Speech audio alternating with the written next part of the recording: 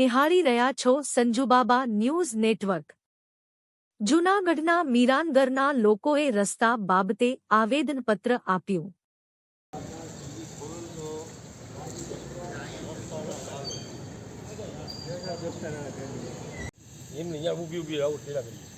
આમાં 4 વ્હીલ હાલ જ નહીં કરી તો જ્યાં રાખ્યો કે કાકડા બધી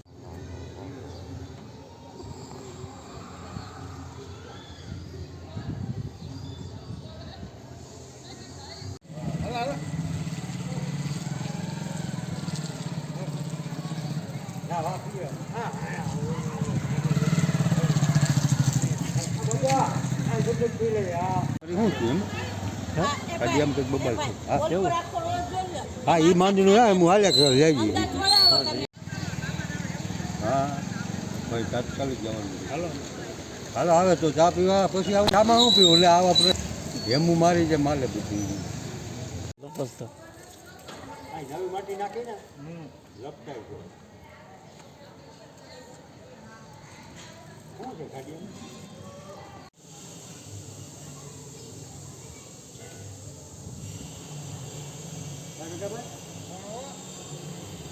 હવે આ લોકો જાણતા હતી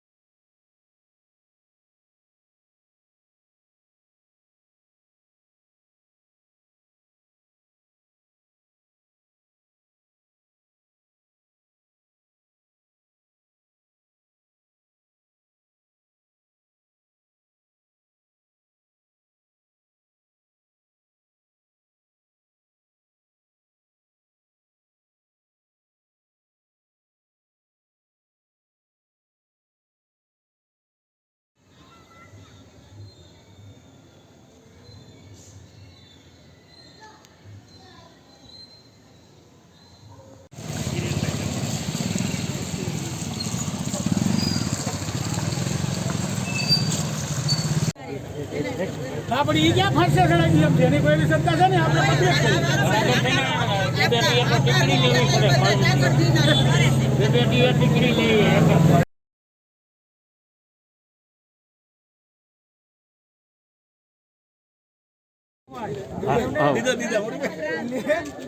જય સોમનાથ છેલભાઈ જોશી મીરાનગર ગ્રીનવુડ ટાઉનશીપ અમારી રજૂઆતો છેલ્લા 1-1.5 મહિનાથી તો છે જ અવારનવાર અહીંથી અરજીઓ કમિશનરને આપી છે।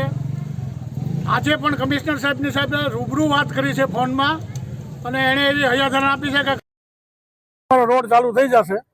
હા ખુલ્લી ભાષામાં કહી તો બ્રાહ્મણની ભાષામાં કહું તો ધમકી જ છે અમારી કે કાલ 3 વાગ્યે રોડ કામ ચાલુ નહીં થાય તો 500 માણા કમિશનરશ્રીની ઓફિસ સામે ઉપવાસ ઉપર બેસી જવાના છીએ। કોઈ અલ્ટિમેટમ આપવું નથી, એને જે કરવું એ કરે। 1 મહિનાથી અહીંયા બહેનો દીકરીઓની હાલત શું છે, આ બધા નિવૃત્ત કર્મચારીઓ રહે છે, પંચકણકી વસ્તી છે, એટલે આ કોઈ જવાબ દેતા નથી। અત્યાર સુધી કોઈ જવાબ દીધા નથી ને હવે જવાબ નહીં દે તો હાલશે નહીં। અમને એમ હતું કમિશનર આવશે ક્યાંક સારું કરશે, તો કમિશનર તો સામું જોવાનું જ બંધ કરી દીધું આવીને। તો અમારા કાંઈ મહેરબાની કરવાની થતી નથી, ભાઈસાબી કરવાની થતી નથી, દાદાગીરીથી જ કહીએ છીએ। કાલે જો કામ ચાલુ નહીં થાય તો 100% આંદોલન થાય અને કમિશનરની ઓફિસમાં જ થાય। જય સોમનાથ। જય શ્રી કલસરિયા, મીરાનગર, જૂનાગઢ। અત્યારે હાલમાં કમિશનર સાહેબને એવી વિનંતી કરવામાં આવે છે કે અમારા રોડની એક વખત તો તપાસ કરો તમે। બાળકોને સ્કૂલે લેવા મૂકવા જવા અથવા તો કોઈને નોકરીએ જવું હોય તો કેટલી ગંભીર સમસ્યા બની છે, કારણ કે રોડમાં કાદવ કીચડ જ એટલું છે કે વાહન ચાલી જ નથી શકતા, ચાલવામાં પણ એટલી તકલીફ પડે છે। તો સાહેબ તમે એક વખત આવીને અહીંયા તપાસ કરો કે અમારા રોડની હાલત શું છે।